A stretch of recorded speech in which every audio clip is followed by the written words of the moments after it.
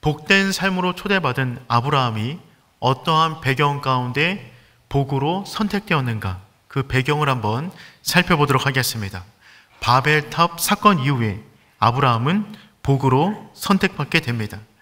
특별히 복이 아닌 인생을 살아갔던, 바벨탑을 지었던 사람들의 삶의 모습을 우리들의 삶의 반면교사로 삼아서 우리가 왜 복된 인생을 살아가야 되는 것인가, 그 말씀을 주시는데 오늘 말씀을 통하여 그 음성을 듣는 시간 되기를 소망합니다.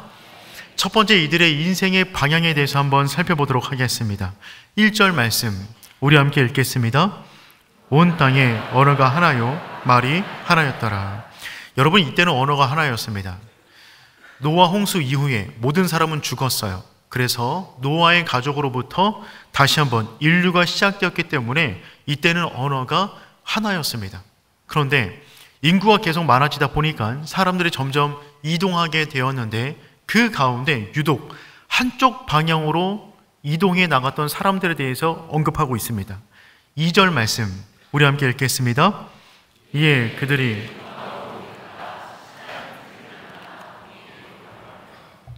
이동하던 사람들 가운데 특별히 동방으로 이동하던 사람들에 대해서 언급하고 있어요. 이 동방으로, 이 말은 믹케뎀이라는 단어인데, 이 단어는 굉장히 특수한 단어입니다. 믹은 어디로부터, 케뎀은 동쪽을 의미하는데, 이 믹케뎀이라는 이 단어는 동쪽 방향으로 끊임없이 이동하고 있는 사람들의 움직임을 말해주는 것입니다. 이들의 삶의 방향이 한쪽으로 기울어져 있는 것입니다. 성경은 상징적인 단어를 몇 가지 쓰고 있는데 그 중에 하나가 동쪽입니다. 특별히 창세기 1장부터 창세기 10장까지 이 동쪽을 의미하는 케뎀이라는 단어가 5번 등장하는데, 전부 다 어느 때 사용이 되고 있냐면 죄인들이 가는 방향을 표시할 때 이 동쪽 케뎀이라는 방향으로 언급했습니다. 창세기 3장 24절 말씀 함께 읽어보겠습니다. 이같이 에덴 동산 동쪽에 그룹들과 두루 도는 불칼을 두어 생명나무의 길을 지키게 하시니라. 아멘. 아담과 하와가 죄를 범했어요. 죄를 범한 그들은 에덴 동산의 동쪽으로 이동하게 됩니다. 에덴 동산의 동편을 통하여 점점 동쪽으로 쏠리는 인생을 살아갔다는 것입니다. 그래서 하나님께서는 다시금 그 동쪽 문으로 돌아오지 못하도록 그룹들과 불칼을 둘러서 그 문을 지키게 하셨던 것입니다. 그 이후로 에덴 동산 동편으로 나간 사람들이 항상 죄악된 방향으로 걸어갈 때 성경은 동쪽으로 이동했다라고 기록하고 있어요. 아담의 아들 가인이 동생을 죽입니다. 동생을 죽인 이후에 아버지보다 더욱더 동쪽으로 나아갑니다. 창세기 4장 16절 말씀 읽어보겠습니다.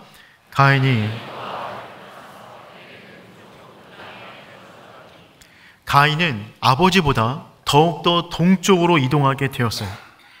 동생을 죽인 이후에 에덴 동쪽 롯 땅으로 거주하게 됩니다. 롯은 아브람과 함께 믿음의 출발을 시작했는데 그와 함께 가다가 아브람과 헤어지게 됩니다. 그런데 그 롯이 갔던 방향 역시 동쪽이었습니다. 창세기 13장 11절 말씀 읽어보겠습니다. 그러므로 롯이 그들이 서로 떠난지라. 아브람과 헤어진 롯은 끊임없이 동쪽으로 이동하게 되었고 계속해서 이동하다가 소돔 땅에 머물게 된 것입니다. 그러니까 창세기 1장부터 10장까지 모든 내용을 보면 동쪽으로 이동했던 모든 사람들은 하나님과 멀어지는 방향으로 끊임없이 인생의 방향을 설정했던 것입니다. 그래서 성막을 만들 때도 성막의 문은 동쪽으로 나 있습니다. 동쪽으로 향해서 나갔던 사람들이 하나님께 들어오려면 동쪽 문을 통과하여 서쪽으로 들어오는 것입니다. 그렇기 때문에 성막을 지을 때도 문 자체를 동쪽으로 두어 동쪽으로 나간 사람들이 동쪽으로 들어올 수 있도록 설계를 해둔 것입니다. 지금 사람들이 끊임없이 동쪽으로 이동하고 있습니다. 의지적으로 그 방향으로 가는 것입니다. 홍수를 통하여 하나님의 특별한 은혜를 경험하게 되었어요. 그들은 구원받았습니다. 그럼에도 불구하고 시간이 지날수록 그 은혜가 식어짐으로 그들은 하나님과 멀어지는 방향으로 의지적으로 인생을 끌고 나가고 있는 것입니다. 우리가 종종 말하지만 인생은 속도가 아니라 방향입니다. 야구를 보면 파울과 홈런의 차이는 그리 멀지 않습니다. 똑같이 힘있게 날아가지만 자그마한 그 방향의 차이에 따라서 파울이 되기도 하고 홈런이 되기도 하는 것입니다. 하나님은 우리가 복된 삶을 살기를 원하세요. 그런데 복된 삶을 살기 위한 가장 첫 번째 출발은 어떤 거냐면 내 인생의 방향이 어디를 향하고 있는가 말입니다. 내가 가진 것이 많이 있느냐, 무엇이 많이 준비되었는가, 내 가운데 어떤 힘이 있는가는 별로 중요하지가 않습니다. 왜냐하면 방향이 잘못되었다면 그 힘을 가지고 더욱더 멀어질 뿐입니다. 우리가 쩔뚝거리더라도 부족하더라도 복의 방향으로 몸이 기울어져 있어야 그 방향으로 나갈 수가 있는 것이죠. 복이 되기를 원한다면 가장 중요한 것은 우리 인생의 방향이 복으로 기울어져 있어야 됩니다. 때로는 우리가 복으로부터 멀리 떨어져 있을 수는 있습니다. 하지만 방향이 복 쪽으로 기울어져 있다면 언젠가는 우리는 그 안으로 도착하게 될 것입니다. 지금 이 사람들은 하나님과 멀어지는 방향으로 계속해서 가다가 신할 평지를 만나게 됩니다. 그리고 그 위에다가 바벨탑을 쌓았어요. 바벨탑을 쌓은 동기는 두 가지입니다. 이 두 가지 동기를 오늘 우리가 좀 자세하게 살펴보길 원합니다. 첫 번째 동기는 무엇이냐면 자신들의 이름을 내기 위해서 탑을 쌓았습니다. 4절 말씀 우리 함께 읽어보겠습니다. 또 말하되 자 성읍과 탑을 건설하여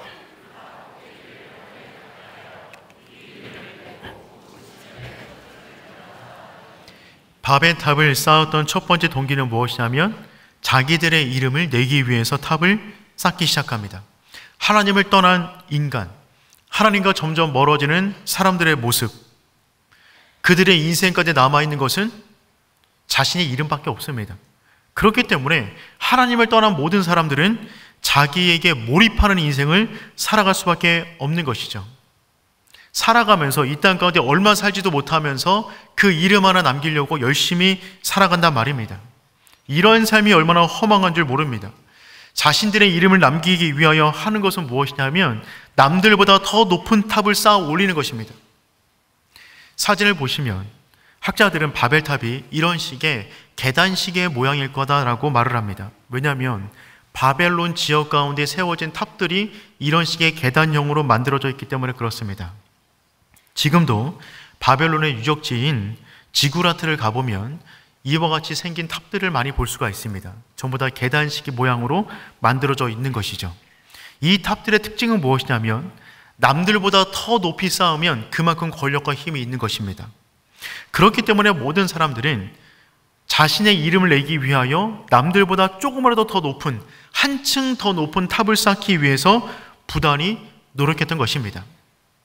학자 가운데 필로라는 학자가 있는데 이분은 뭐라고 말씀하셨냐면 바벨론을 쌓을 때 그 벽돌 한 장 한 장에 사람들이 자기 이름을 새겨 놓았다. 그만큼 그 탑을 보면서 그들의 이름이 남겨지기를 원했던 것입니다. 특별히 고대 바벨론 지역 가운데 있는 저와 같은 탑의 형식은 항상 그 꼭대기가 제사를 지르는 산당으로 만들어져 있습니다. 그러니까 단순한 탑이 아니라 그곳에서 내가 신을 만난다, 내가 그만큼 권력이 있다는 것을 표현하고 있는 것이죠. 그런데 바벨탑을 세울 때는 한 가지 의도가 더 있었어요. 4절의 말씀 다시 한번 보시면 또 말하되 자 성읍과 탑을 건설하여 그 탑 꼭대기를 하늘에 닿게 하여, 그 탑 꼭대기를 하늘에 닿는 것이 목적이었습니다. 단순한 제사 용도가 아니라 그 탑 꼭대기가 하늘에 닿아 그들은 하나님처럼 동등한 위치로 올라가기를 원했던 것입니다. 그들은 탑을 쌓아 올라가면 그 끝에 계신 하나님을 만날 수 있다고 착각했던 것입니다. 여러분, 인간이 이렇게 어리석습니다. 얼마나 탑을 높이 쌓아야 하나님을 만날 수 있을까요? 탑을 조금 쌓는 기술을 익혔다고 하여서 어떻게 하나님을 만날 수 있단 말입니까? 3절 말씀 우리 함께 읽어보겠습니다. 서로 말하되 자 벽돌을 만들어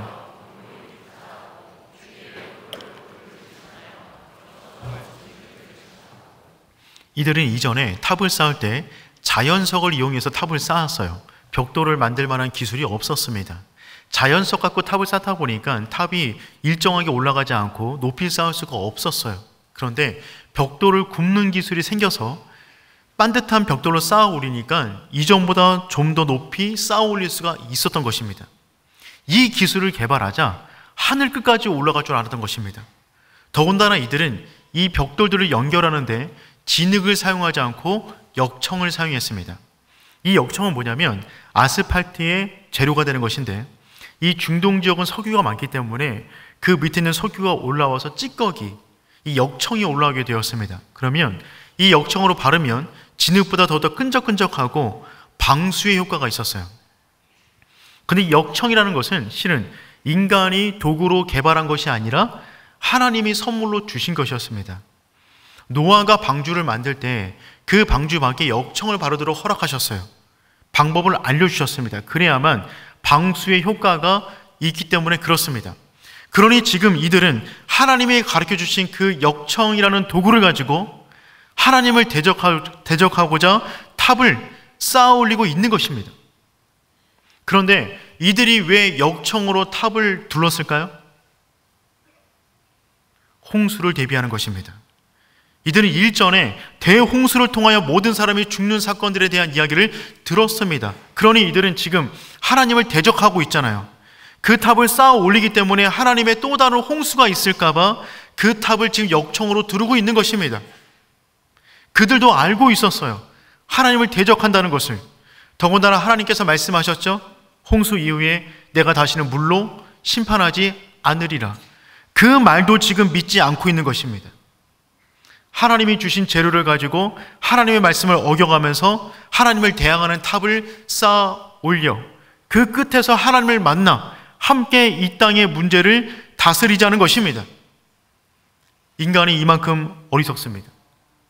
얼마나 탑을 쌓아 올려야 벽돌 조금 쌓을 수 있다고 어떻게 그 꼭대기까지 올라가서 하나님을 만날 수가 있단 말입니까?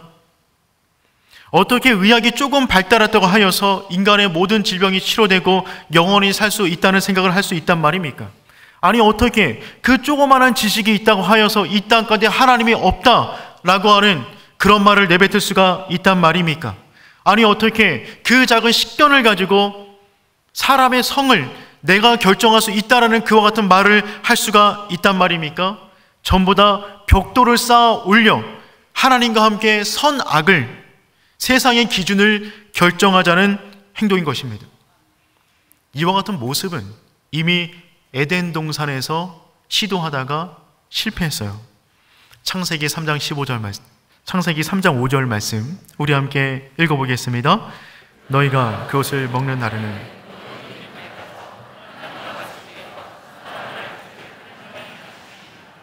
선악과를 먹은 결정적인 이유는 무엇이냐면 하나님과 같이 되려고 했습니다.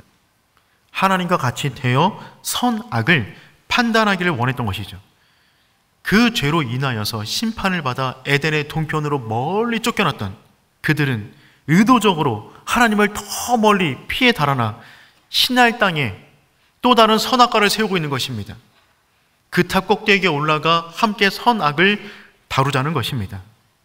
교만한 인생의 방향을 말해주고 있는 것입니다. 사랑하는 성도 여러분, 교만이 우리에게 줄 수 있는 것은 패망밖에 없습니다. 잠언 16장 18절 말씀 우리 함께 읽어보겠습니다. 교만은 패망의 선봉이요 거만한 마음은 넘어짐의 앞잡이니라. 아멘. 우리는 이 말씀을 항상 기억해야만 합니다. 교만이 우리에게 줄 수 있는 것은 패망밖에 없어요. 복을 받기를 원한다면 모든 교만을 꺾으셔야만 합니다. 사랑하는 성도 여러분, 2025년 새해 이 한 해를 살아갈 때 우리의 모든 이름을 지우고 오직 하나님의 이름만 높이는 저와 여러분 되기를 축복합니다. 그것이 우리 인생의 최고의 복이에요. 하나님의 이름만 높인다는 말은 무슨 말이냐면 하나님의 이름에 걸맞는 일이 우리 삶 가운데 벌어진다는 것입니다. 하나님의 이름은 아름다우십니다. 하나님의 이름은 선하세요. 그 이름을 붙잡으면 하나님의 선함이, 하나님의 아름다움이 우리 인생을 덮게 되는 줄 믿습니다. 그 사람이 진짜 복을 받은 사람이 되는 것이죠. 우리 인생의 모든 방향이 하나님을 향하길 축복합니다. 두 번째, 이들이 바벨탑을 쌓은 이유는 무엇이냐면 흩어지지 않기 위하여 탑을 쌓았습니다. 흩어지지 않기 위하여 탑을 쌓았어요. 4절 말씀 다시 한번 읽어보겠습니다. 또 말하되 자 성읍과 탑을 건설하여 그 탑 꼭대기를 하늘에 닿게 하여 우리의 이름을 내고 온 지면에 흩어짐을 면하자 하였더니, 탑을 쌓은 두 번째 이유는 무엇이냐면 흩어짐을 면하기 위하여 탑을 쌓았다는 것입니다. 그런데 이것은 하나님이 우리에게 주신 첫 번째 명령을 어기는 것이에요. 하나님은 우리를 만드신 이후에 이렇게 말씀하셨어요. 땅에 충만하라. 창세기 1장 28절 말씀 읽어보겠습니다. 하나님이 그들에게 복을 주시며 하나님이 그들에게 이르시되,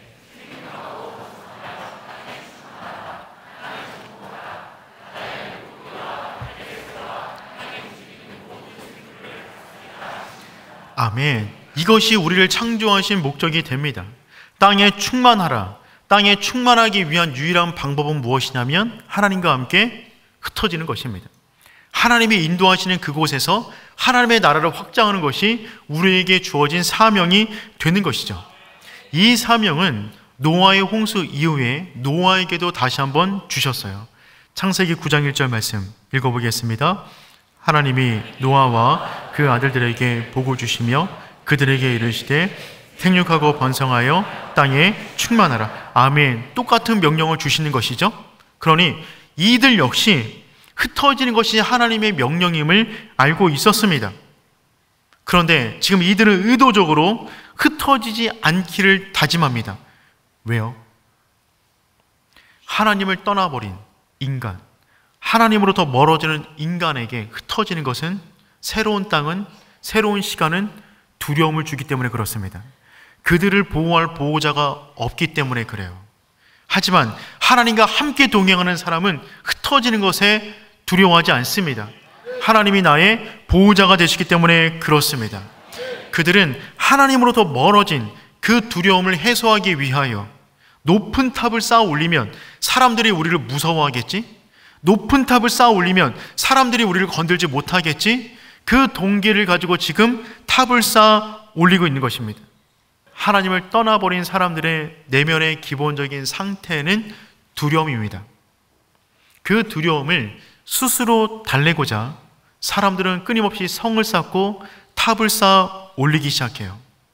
지금 바벨탑을 쌓는 것은 이때가 처음 한 것은 아니었습니다. 하나님을 떠난 모든 사람들은 두렵기 때문에 자신들을 보호할 만한 무언가를 계속해서 쌓아 올리는 것이죠. 가인도 그랬어요. 창세기 4장 16절 17절 말씀 함께 읽어보겠습니다. 가인이 여호와 앞을 떠나서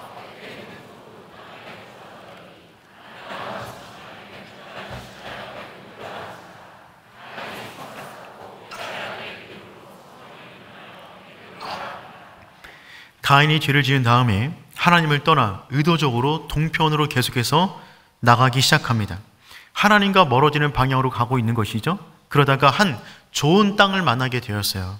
그 땅이 놋 땅인데 땅이 너무 좋았나 봐요. 집을 건설합니다. 그런데 놋이라는 이름의 뜻은 유리함, 방황하다라는 뜻이 됩니다. 사람의 내적인 평안함은 좋은 집안에 들어간다고 주어지는 것은 아닙니다. 그 영혼이 하나님과 얼마나 가깝냐가 그 영혼의 평안함을 결정하게 되는 것이죠. 그들은 하나님을 떠나 좋은 땅을 발견했지만 유리방황하게 되었고 두려움에 쌓이게 되었어요. 그래서 그는 성을 하나 쌓습니다. 그런데 그 성을 쌓은 이후에 아들을 낳았는데 그 아들의 이름이 에녹이에요. 그런데 그 성의 이름을 에녹성이라고 붙인 것입니다. 그러니까 자녀에게 성을 하나 넘겨주게 되는 것이죠. 그런데 가인은 왜 이 성을 쌓았을까요? 두려웠기 때문입니다. 창세기 4장 14절 말씀 읽어보겠습니다. 내가 땅에서 피하여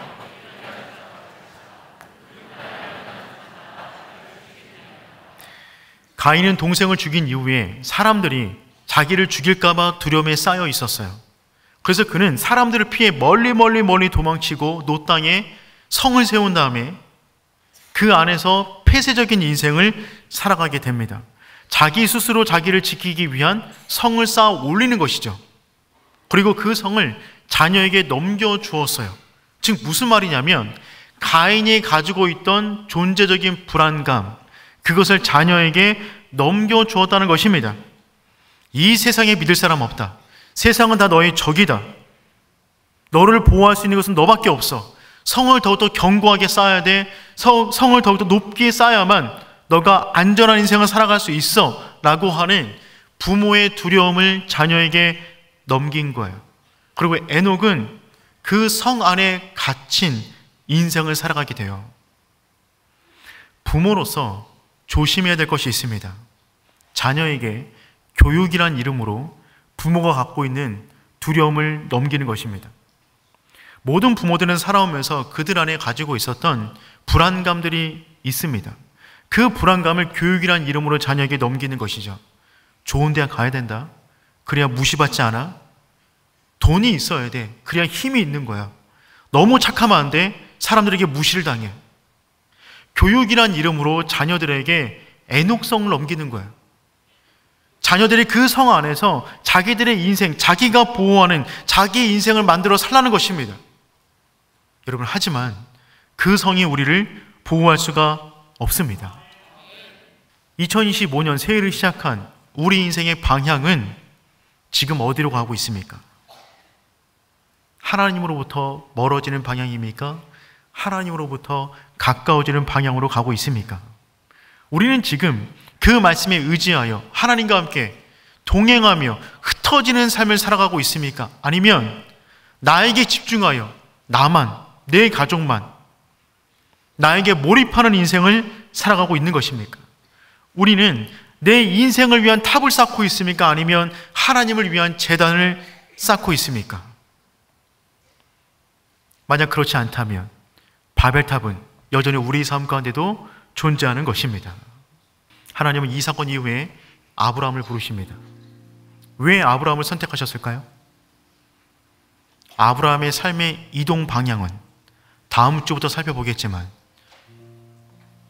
동쪽에서 서쪽으로 갑니다. 그는 바벨론 땅에서 부름받았어요. 그리고 끊임없이 서쪽으로 이동해 나갑니다.